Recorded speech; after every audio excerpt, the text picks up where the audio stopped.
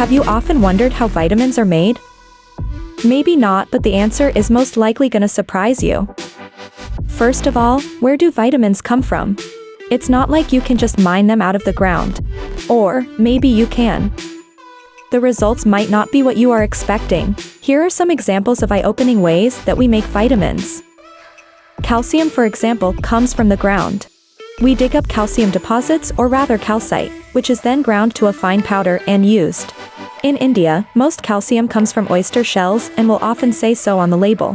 Vitamin B, on the other hand, is often produced using bacteria. This bacteria have either been subjected to special environmental conditions or bioengineered to produce vitamin B.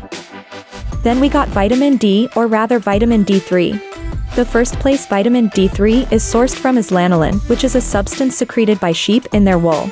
In other words, sheep sweat. The fatty sheep substance is subjected to UV light, which converts it to vitamin D. If you are a vegan, then you can also source vitamin D from lichens, which is that green stuff that sometimes grow on plants. Humans are also able to produce vitamin D as a reaction to sunlight.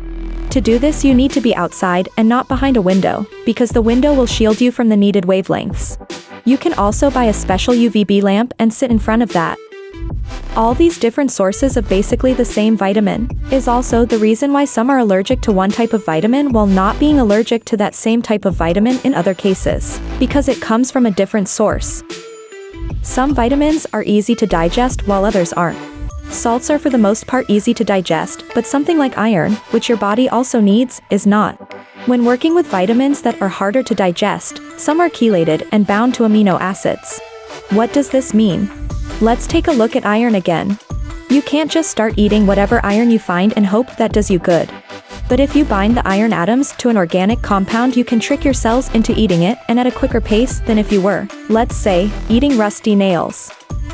All these minerals add up to the vitamin pills that you want to make.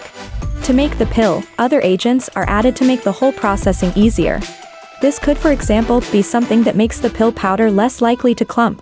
When the powder is mixed and ready, it is run through a press that puts the powder under as much pressure as 6 tons to form the pills. Remember, most of this is simplified and the whole process is a lot more complicated than this.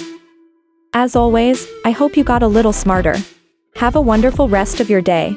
Smash the like button and subscribe to get a little smarter every now and then.